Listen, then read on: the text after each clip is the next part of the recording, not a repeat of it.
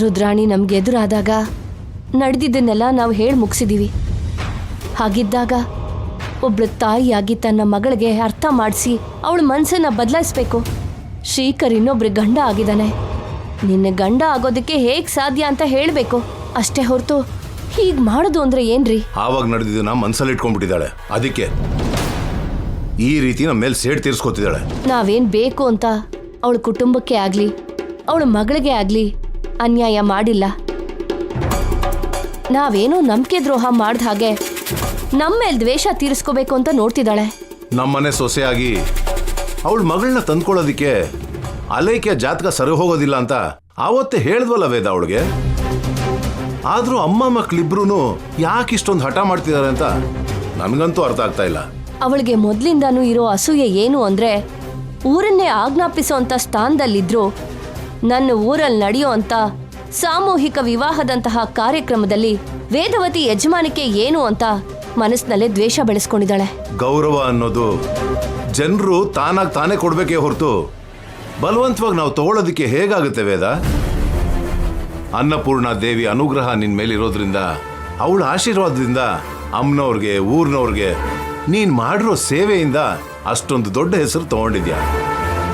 ಅದೆಲ್ರಿಗೂ ಹೇಗ್ ಸಾಧ್ಯ ಆಗುತ್ತೆ ಹೇಳು? ನಮ್ಮ ದುರಾದೃಷ್ಟ ಏನು ಅಂದ್ರೆ ಅಮ್ಮನವರು ರುದ್ರಾಣಿಗೆ ಸಿಕ್ಕಿದ್ದು.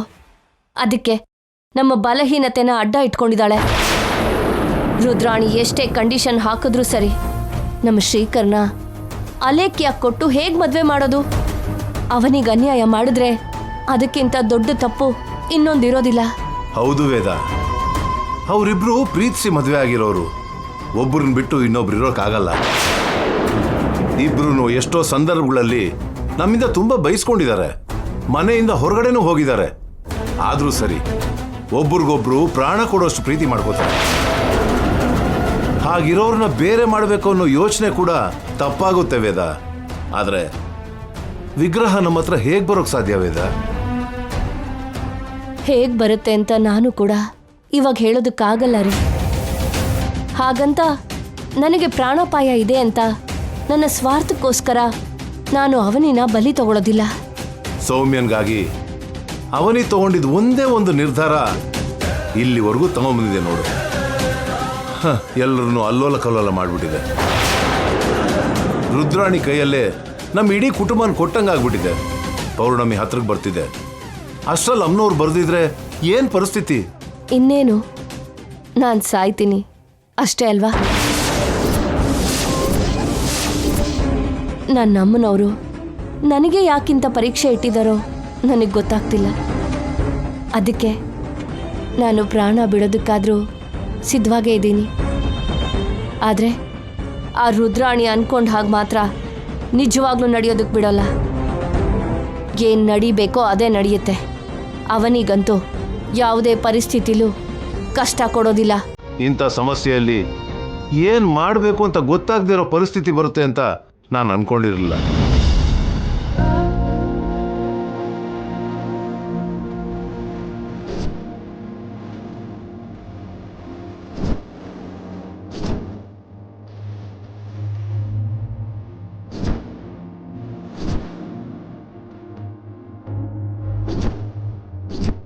ಅವನಿಗಿಂತ ಮುಂಚೆ ಶ್ರೀಕರ್ ನನ್ ಕತ್ತಿಗೆ ತಾಳಿ ಕಟ್ಟಿದ್ದ. ಇವಾಗಲ್ಲ, 10 ವರ್ಷ ಇದ್ದಾಗ್ಲೇ ಕಟ್ಟಿದ್ದ.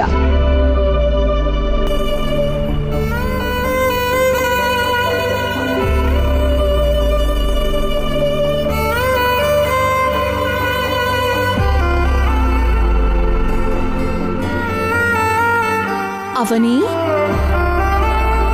ಅಶೋಕವನದಲ್ಲಿ ಸೀತೆ ಕೂತ್ಕೊಂಡ ಹಾಗೆ ಕೂತ್ಕೊಂಡಿದ್ದಾಳೆ. ಇವಳನ್ನ ನೋಡ್ತಾ ಇದ್ರೆ ನನಗೆ ತುಂಬಾ ಪಾಪ ಅನಿಸ್ತಿದೆ.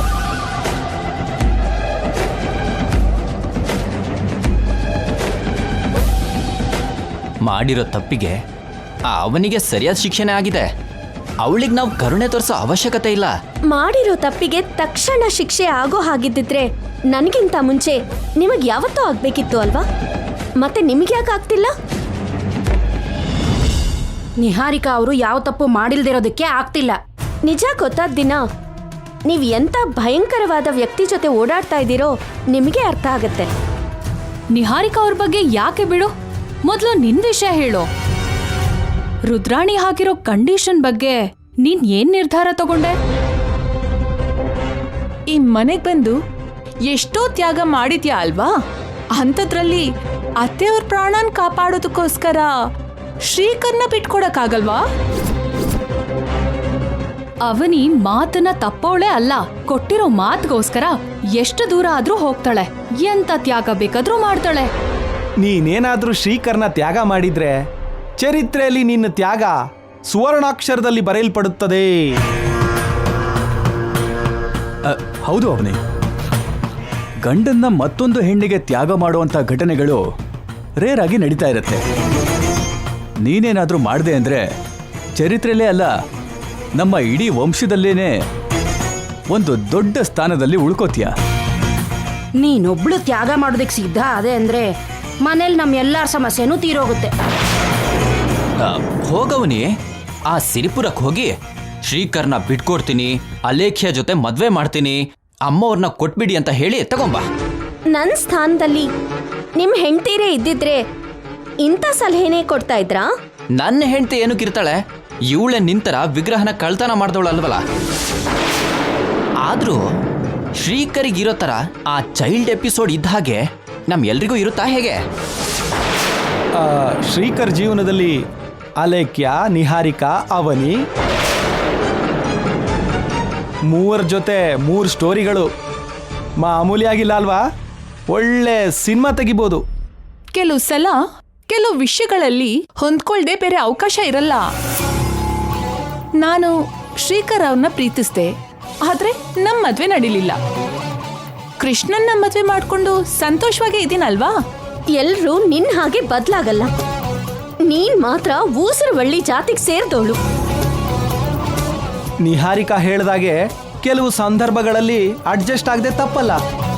ನಾನು ಜೀವನದಲ್ಲಿ ತುಂಬ ದೊಡ್ಡವನಾಗಿ ಬೆಳಿಬೇಕು ಅನ್ಕೊಂಡಿದ್ದೆ, ಅದನ್ನ ಮನೆ ಅಳಿನಾಗಿ ಹೊಂದ್ಕೊಂಡೆ. ಲೈಫಲ್ಲಿ ಕಾಂಪ್ರಮೈಸ್ ಕಾಮನ್ನು. ಅದಕ್ಕೆ ನೀನು ಎಷ್ಟು ಬೇಗ ನಿರ್ಧಾರ ತಗೋತೀಯೋ ಕುಟುಂಬಕ್ಕೆ ಅಷ್ಟು ಒಳ್ಳೇದು ಮಾಡ್ದೋಳು ಆಗ್ತೀಯ. ನಿನ್ನಿಂದ ನಾನು ತುಂಬ ನಷ್ಟ ಅನುಭವಿಸಿದ್ದೀನಿ. ಅದು ಯಾವ ರೀತಿಲಿ ವಾಪಸ್ ಬರುತ್ತೆ? ಅಮ್ಮನವರು ಮನೆಗೆ ಬಂದ್ರೇ ನನ್ನ ಸಮಸ್ಯೆ ತೀರುತ್ತೆ. ನನ್ನ ವಿಷಯದಲ್ಲೇ ಅಲ್ಲ, ಎಲ್ಲರ ವಿಷಯದಲ್ಲೂ ಒಳ್ಳೇದೇ ಆಗತ್ತೆ. ನಾನೇನ್ ನಿಮಗ್ ಶತ್ರುನಾ? ನನ್ನ ನಿಮ್ಮಲ್ಲಿ ಒಬ್ಳಾಗಿ ನೋಡೋದಕ್ಕಾಗಲ್ವಾ? ನಾನ್ ನಿಮ್ಗೆ ಅಕ್ಕನೋ ತಂಗಿನೋ ನೀನೋ ಸೊಸೆನೋ ಬಂಧುನೋ ಆಗಲ್ವಾ ಹೇಳಿ? ಯಾಕೆ ನನ್ನ ಹೊರಗಿನೋಳ್ ತರ ನೋಡ್ತೀರಾ? ಅವನಿ, ಈಗ ನೀನು ಕಣ್ಣೀರ್ ಹಾಕಿದ್ರುನು ಕಷ್ಟ ಹೇಳ್ಕೊಂಡ್ರುನು ಈ ಸಮಸ್ಯೆಯಿಂದ ತಪ್ಪಿಸ್ಕೊಳಕ್ ಆಗಲ್ಲ. ಹಾಗೇನೆ ಅತ್ತೆನ ಪ್ರಾಣ ಅಪಾಯದಿಂದ ತಪ್ಪಿಸ್ಬೇಕು ಅಂದ್ರೆ ನಿನಗೆ ಬೇರೆ ದಾರಿನೇ ಇಲ್ಲ. ಶ್ರೀಕರ್ನ ಅಲೇಖ್ಯಾಗೆ ಬಿಟ್ಕೊಡೋದೇ ಒಳ್ಳೇದು. ನನಗಂತೂ ಅಲೇಖ್ಯ ವೆಡ್ಸ್ ಶ್ರೀಕರ್ ಅನ್ನೋ ಬೋರ್ಡ್ ಕಾಣಿಸ್ತಾ ಇದೆ. ನನಗೂ ಕೂಡ. ನಿಮ್ಮಲ್ಲಿ ಒಬ್ರಿಗಾದ್ರೂ ಅತ್ತೆ ಮೇಲ್ ಪ್ರೀತಿ ಇದೆಯಾ? ಇರೋದಕ್ಕೆ ಅಲ್ವಾ ಅತ್ತೆ ಪ್ರಾಣನ ಕಾಪಾಡ್ಕೋಬೇಕು ಅನ್ಕೋತಾ ಇರೋದು. ನೀವ್ ಈ ಮಾತನ್ನೆಲ್ಲ ಅತ್ತೆ ಮೇಲಿನ ಪ್ರೀತಿಯಿಂದ ಮಾತಾಡ್ತಿಲ್ಲ, ನನ್ ಮೇಲಿರೋ ದ್ವೇಷದಿಂದ ಮಾತಾಡ್ತಿದ್ದೀರಾ.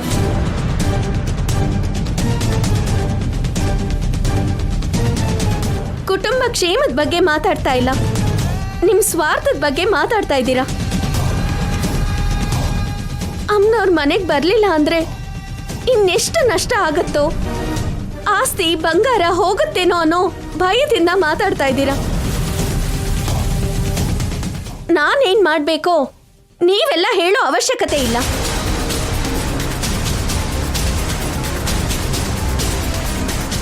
ಅವನಿಗೆ ತುಂಬಾ ಉರಿತಿರೋ ಹಾಗಿದೆ. ಎಷ್ಟೇ ಉರಿದ್ರೂ ಕೂಡ ಅವಳಗ್ ಬೇರೆ ದಾರಿ ಅಂತೂ ಇಲ್ಲ.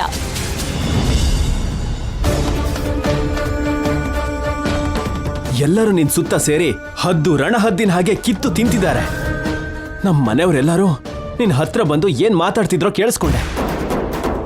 ಎಲ್ಲರೂ ನಿನ್ನಿಂದ ಅಷ್ಟೋ ಇಷ್ಟೋ ಲಾಭ ಪಡ್ಕೊಂಡವ್ರೆ. ಈ ಮನೇಲಿ ಒಬ್ರಿಗೂ ನಿನ್ ಮೇಲೆ ಸ್ವಲ್ಪನೂ ಕರುಣೆ ದಯೆ ಏನೂ ಇಲ್ಲ.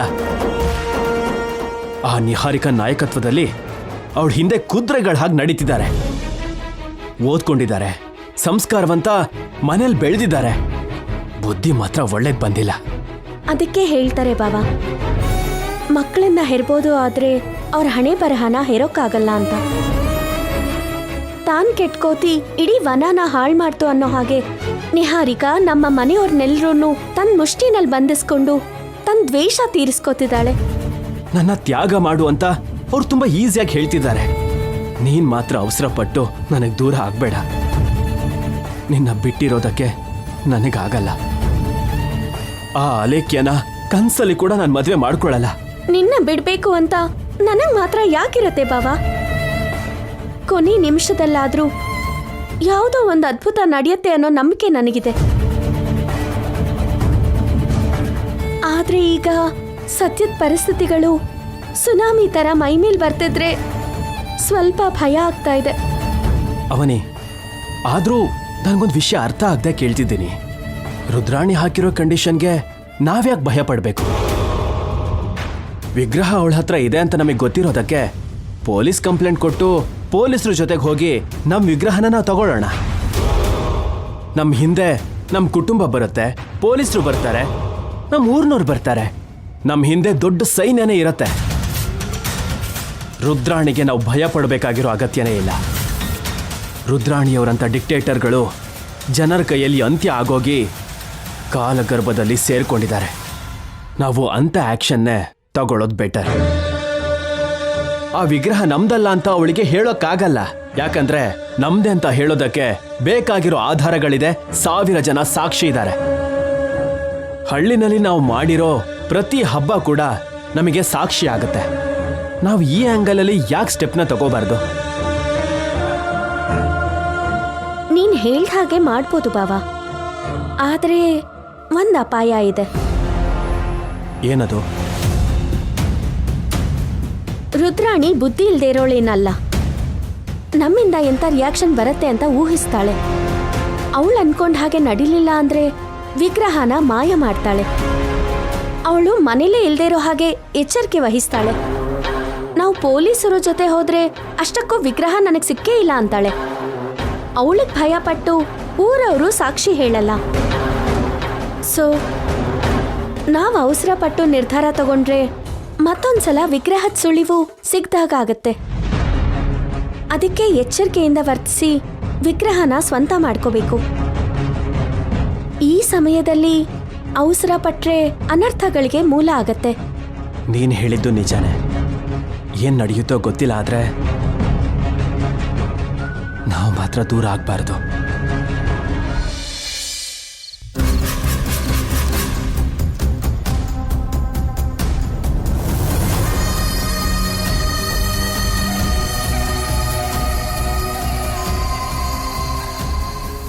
ಅಕ್ಕ, ಅಕ್ಕೋ, ಏನಕ್ಕ ತುಂಬಾ ಯೋಚನೆ ಮಾಡ್ತಾ ಕೂತಿದ್ಯಾ? ವೇದವತಿ ಮನೆಗೆ ಫೋನ್ ಮಾಡಿದ್ದೆ. 2ನೇ ಸೊಸೆ ನಿಹಾರಿಕಾ ಜೊತೆ ಮಾತಾಡಿ ಬೆಂಕಿ ಹಚ್ಚಿದ್ದೀನಿ. ಇಷ್ಟೊತ್ತಿಗೆ ಇಡೀ ಮನೆಗೆ ಹತ್ಕೊಂಡಿರತ್ತೆ. ನಮ್ಮ ಮನೆಗೆ ಬಂದಿದ್ದ ಚಿಕ್ಕ ಸೊಸೆ ಅವನಿ ಎಲ್ಲ ಇಸಿಯಾನು ಹೇಳಿರ್ತಾಳೆ. ಆದ್ರೆ ಇಲ್ಲಿವರೆಗೂ ವೇದವತಿಯಿಂದ ಯಾವುದೇ ಸುದ್ದಿನೂ ಬಂದಿಲ್ಲ. ಅದಕ್ಕೆ ಏನಾಗಿರ್ಬೋದು ಅಂತ ಯೋಚನೆ ಮಾಡ್ತಿದ್ದೆ. ನಾನು ಕೂಡ ತೀವ್ರವಾಗಿ ಯೋಚನೆ ಮಾಡಿದ ಮೇಲೆ ನನಗೆ ಏನ್ ಅನಿಸ್ತಿದೆ ಅಂದ್ರೆ ವಿಗ್ರಹನ ಬಿಟ್ಕೊಡೋದಕ್ಕೆ ಸಿದ್ಧವಾಗಿರ್ತಾರೆ ಅನಿಸ್ತಿದೆ.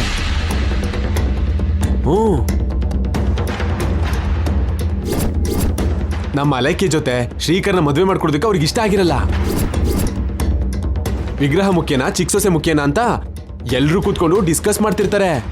ವಿಗ್ರಹದಲ್ಲಿ ಏನಿದೆ ಮತ್ತೊಂದು ತಗೋಬಹುದು ಅಂತ, ಸೊಸೆನ ಮಾತ್ರ ಹಾಗೆ ಬದಲಾಯಿಸಕ್ಕಾಗಲ್ಲ ಅಂತ ಫೈನಲ್ ಡಿಸಿಷನ್ಗೆ ಬಂದಿರ್ತಾರೆ ಅಂತ ನನ್ನ ಗಾಢ ನಂಬಿಕೆ. ನಮ್ಮ ಅಲೈಕೆಗಿರೋದು 2 ದಾರಿ.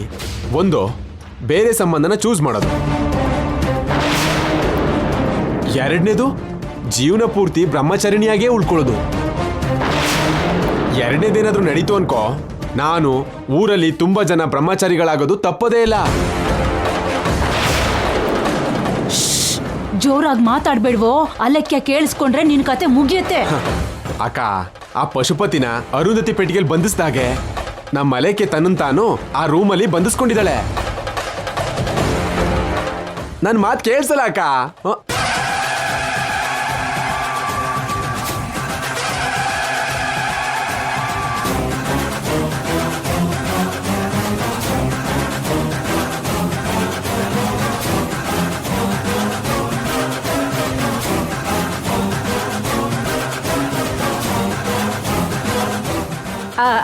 ನೀನು ಇವನ್ ಮಾತಿಗೆ ತಲೆ ಕೆಡ್ಸ್ಕೋಬೇಡವಾ.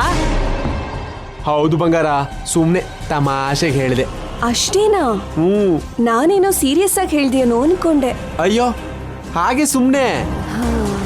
ನೀನ್ ಹಾಗೆ ಬುಲೆಟ್ ಟ್ರೈನ್ ಹಾಗೆ ಬಂದಿದ್ದಕ್ಕೆ ನನ್ ಕೆನ್ನೆಗೆ ಎಲ್ಲಿ ಹೊಡೆದ್ಬಿಡ್ತೀಯನೋ ಅಂತ ಭಯಪಟ್ಟಿದ್ದೆ. ಹಾ ಹಾ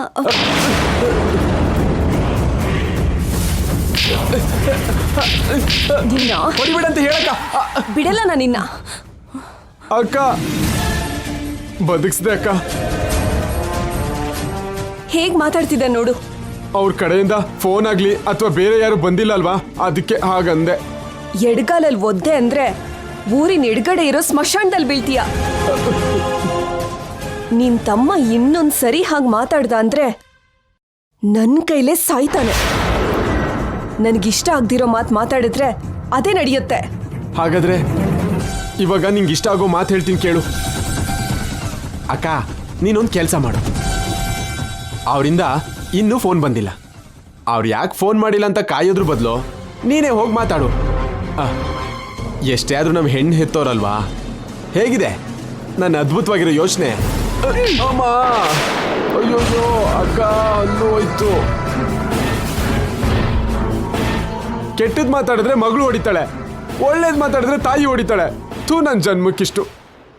ನಾನು ಹೇಳಿದ್ರಲ್ಲಿ ತಪ್ಪೇನಿದೆ ಅಕ್ಕ? ಯಾಕೆ ಹೊಡೆದೆ? ಹೆಂಗ್ ಕಾಣಿಸ್ತಿದ್ಯೇನೋ ನಿನ್ನ ಕಣ್ಣಿಗೆ? ವೇದವತಿ ಕೈಯಲ್ಲಿ ಆವತ್ತು ಘೋರವಾದ ಅವಮಾನ ನಡೀತು. ಅಂಥದ್ರಲ್ಲಿ ಈಗ ನಾನು ಓದೆ ಅಂದ್ರೆ ನನ್ನನ್ನ ತುಂಬಾನೇ ಕೀಳಾಗಿ ನೋಡ್ತಾಳೆ. ಅದಕ್ಕೆ ನಾನು ಹೋಗ್ಬಾರ್ದು. ವೇದವತಿನೇ ಇಲ್ಲಿಗೆ ಬರ್ಬೇಕು. ವಿಗ್ರಹಕ್ಕೋಸ್ಕರ ಬರ್ತಾಳೆ, ಖಂಡಿತವಾಗ್ಲೂ ಬರ್ತಾಳೆ. ಈ ಮದುವೆಗೂ ಒಪ್ಪಿಗೆ ಕೊಡ್ತಾಳೆ. ಮಾವ, ಈ ಸರಿ ನೀನ್ ಮಾತಾಡ್ಬೇಕಾದ್ರೆ ಮೈ ಮೇಲೆ ಪ್ರಜ್ಞೆ ಇಟ್ಕೊಂಡು ಮಾತಾಡ್ಬೇಕು ಅಷ್ಟೇ ಅಲ್ವಾ? ಓಕೆ.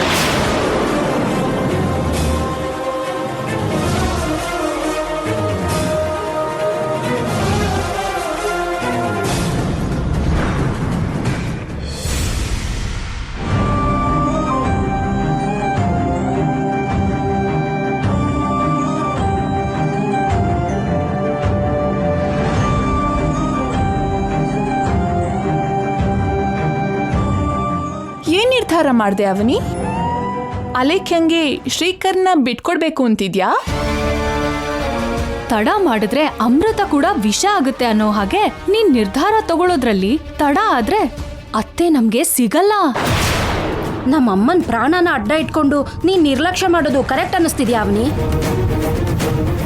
ಅವನಿ ಅವ್ರ ಅತ್ತೆಗೋಸ್ಕರ ಏನಾದ್ರೂ ಮಾಡ್ತಾಳೆ ಅಂತ ಹೊರಗಡೆ ಜನರೆಲ್ಲ ನಿನ್ ಬಗ್ಗೆ ದೊಡ್ಡದಾಗಿ ಮಾತಾಡ್ಕೋತಾ ಇದ್ದಾರೆ. ಮತ್ತೆ ನೀನೇನು ಏನು ಸಂಬಂಧನೇ ಇಲ್ದೇ ಇರೋ ಹಾಗೆ ನಡ್ಕೋತಾ ಇದ್ಯಾ?